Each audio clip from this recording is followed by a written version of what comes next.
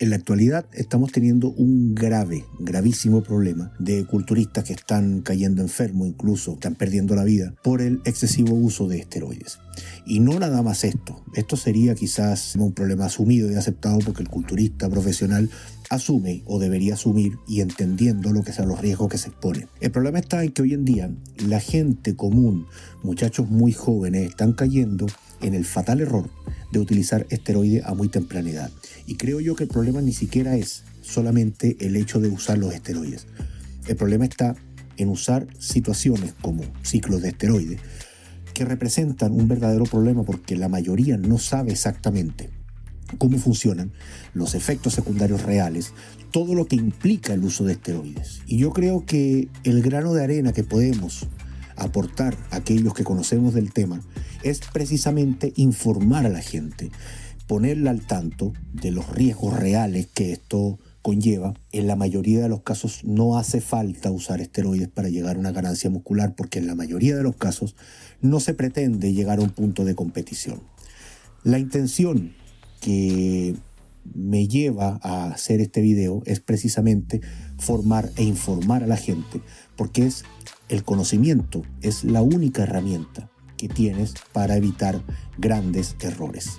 Quiero mostrarte exactamente qué es lo que pasa a niveles físicos cuando una persona utiliza esteroides. Como te dije, mi intención no es motivar al uso de esteroides, muy por el contrario, es enseñarte exactamente qué es lo que se está haciendo, precisamente para evitar el uso si no fuese necesario.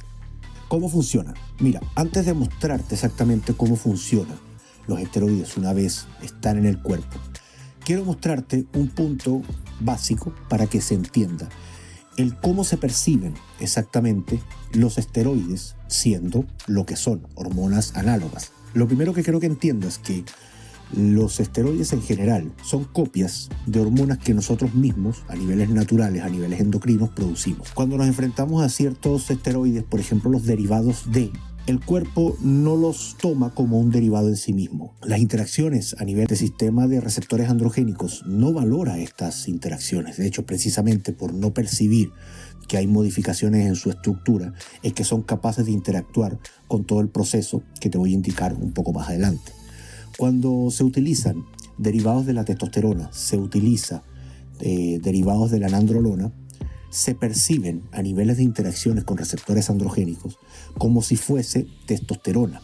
Lo que sucede es que una vez que entra a niveles intracelular, cuando llega a interactuar con receptores androgénicos, es ahí donde realmente se aplica lo que vendría siendo la modificación estructural que tiene un derivado u otro. Pero en rango general, los derivados se toman como si fuesen una hormona más según su derivación. En este caso, el derivado de la nandrolona o la nandrolona son 19-nortestosterona, son asumidos y tomados en cuenta en esta interacción con receptores androgénicos como si fuera testosterona. ¿Por qué? Porque básicamente la estructura de la nandrolona y todos sus derivados es una 19-nortestosterona. ¿Qué quiere decir esto?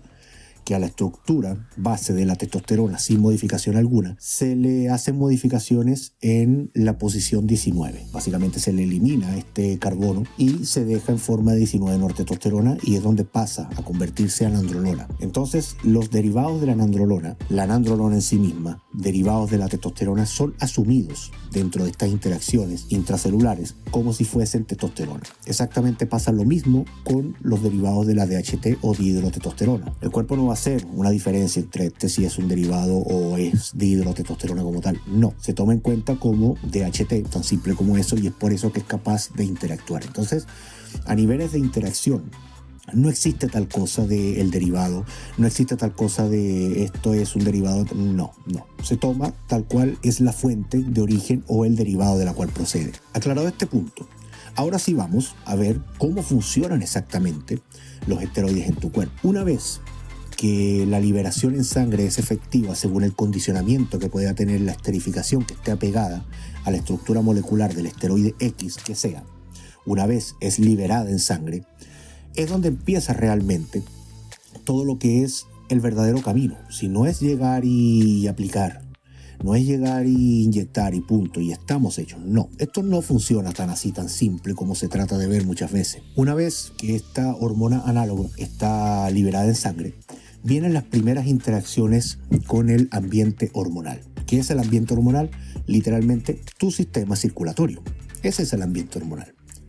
Lo primero que sucede es las primeras interacciones con posibles proteínas transportadoras. Es lo primero que sucede. Lo primero que está a la espera una vez que la hormona sintética está en sangre es la interacción que se da con las primeras proteínas que pretenden o suponen un traslado seguro a las células. Pero no es tan así tan fácilmente.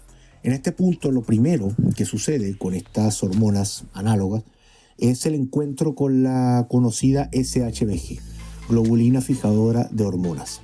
¿Qué sucede? Se supone que esta es una proteína transportadora que va a tomar, eventualmente va a tomar a la hormona circulante en la sangre, la va a proteger y la va a llevar a la célula.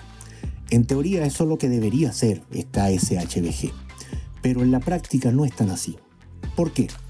Porque si bien existe una afinidad, esta afinidad es tan brusca, es tan fuerte, que no libera coherentemente la hormona apegada a esta proteína SHBG en el momento justo. Es decir, se apega tanto a esta proteína que cuando se necesita liberar para que interactúe con la membrana plasmática de la célula, no se logra dar.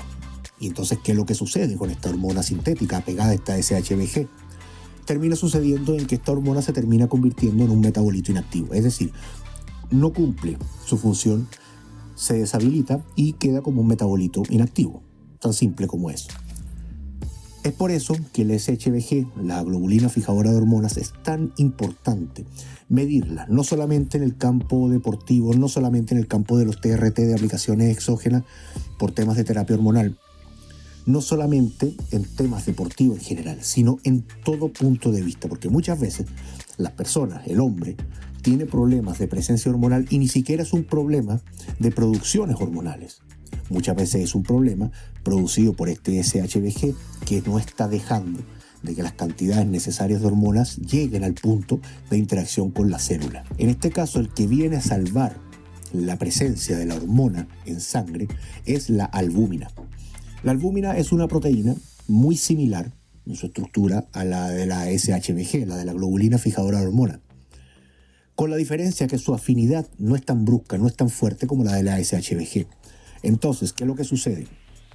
La hormona, al apegarse a la albúmina, sí logra liberarse al momento necesario y específico, es decir, sí cumple como un transportador hormonal de manera eficiente porque libera la hormona en el preciso momento donde debe ser liberada al momento de llegar a la célula para interactuar con la membrana plasmática y posteriormente la entrada a la célula y llegar al punto intracelular. Entonces la albúmina termina haciendo el trabajo de traslado seguro de las hormonas como tal. Una vez que llega la albúmina, con estas grandes cantidades de hormonas protegidas y liberadas en el momento justo, llega a la célula y es donde empieza la verdadera interacción. Es aquí donde se pone todo mucho más interesante, porque si bien el proceso del ambiente hormonal previo del que ya te he hablado hasta este momento es un proceso complejo, porque no solamente depende de la SHBG, de lo factible que sea este traslado a través de la albúmina, también tiene que interactuar con la acidificación en sangre e incluso tiene que adaptarse a la interacción con el sistema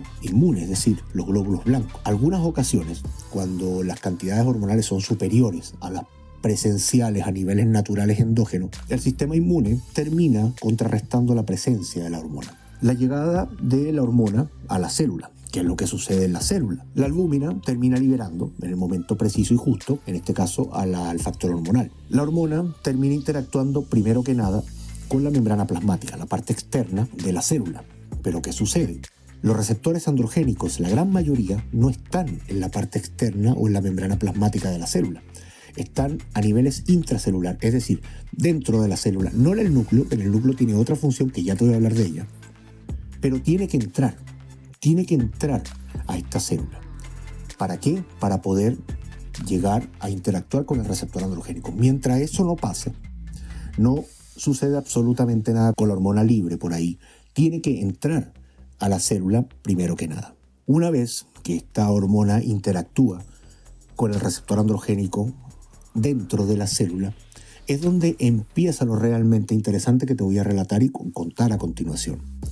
Dentro de la célula, estando dentro de una interacción con el receptor androgénico, se da un proceso bastante interesante. En conjunto, el receptor androgénico con la hormona como tal viajan al núcleo de esta célula para interactuar con el ADN. Pero para indicarle al ADN cuál es la función de la hormona, tiene que activar específicamente una especie de switch, una especie de interruptor, llamado elemento de respuesta a andrógenos, o en sus siglas en inglés, ARE. Esta es una especie de switch que da la orden o especifica exactamente cuál es la función de la hormona dentro del ADN, en conjunto con el receptor androgénico, que a su vez también termina siendo una especie de código que ya de alguna manera, puesto en preámbulo, está indicando cuál es la función inicial de la hormona. En este punto, al interactuar con este switch llamado ARE o elemento de respuesta a andrógenos, es donde la parte del ADN ya tiene claro exactamente cuál es la función. Pues la función principal de todo este complejo proceso es, primero que nada, estimular la síntesis proteica. Acuérdate de que un cuerpo humano vive exactamente la garantía que se tiene de vida a nivel celular general, a nivel de vida sistemática, es la síntesis proteica. Si no existe una síntesis proteica acorde, apropiada al ecosistema en el cual tú vives, a la edad que tienes, al ritmo de vida que tú tienes, tú no vas a tener una buena calidad de vida. Por mucha proteína que consumas, por muy buena alimentación que tengas, si no hay una buena síntesis proteica, no va a haber una buena reconstrucción celular. No solamente yéndose al ámbito deportivo, no solamente yéndose al culturismo, no, a niveles generales, de modus vivendi, lo que garantiza de que tengas una buena salud, literalmente eso, es la síntesis proteica de manera óptima. Ya en segundo plano, ya como segundo estímulo, se dan estos dos que puedes ver aquí. Se acelera el metabolismo, es decir, condiciona que tu metabolismo sea lo prudentemente más rápido para que se almacene menos tejido graso, mejora, digamos, la digestión, las absorciones a través del intestino delgado, mejora lo que es el metabolismo alimenticio, no solamente a nivel alimenticio, sino a niveles sistémicos generales. Otra de las características, estimula las características masculinas. Es por eso que en la adolescencia la testosterona, en el caso de un hombre, es tan fundamental que tenga rango específico sobre una cantidad específica, en este caso que sean por arriba de 800-850 nanogramos por decilitro en sangre, es lo que va a garantizar que el desarrollo de un adolescente hombre sea lo más óptimo posible. Entonces, resumiéndote un poco, esta es en realidad el funcionamiento que tiene la hormona una vez liberada en sangre. Y quiero recordarte lo que te dije al principio. No solamente esto aplica para el comportamiento de esteroides sintéticos, en este caso de hormonas sintéticas. No, en realidad este es el proceso que lleva una hormona endógena, y tomando en cuenta que los esteroides son copias modificadas, en algunos casos, en la gran mayoría de los casos, modificadas a niveles estructurales, pero no dejan de ser copias de hormonas que se perciben como hormonas naturales y sintéticas. El proceso es exactamente el mismo, sean esteroides, sean de producción de hormonas endógenas naturales.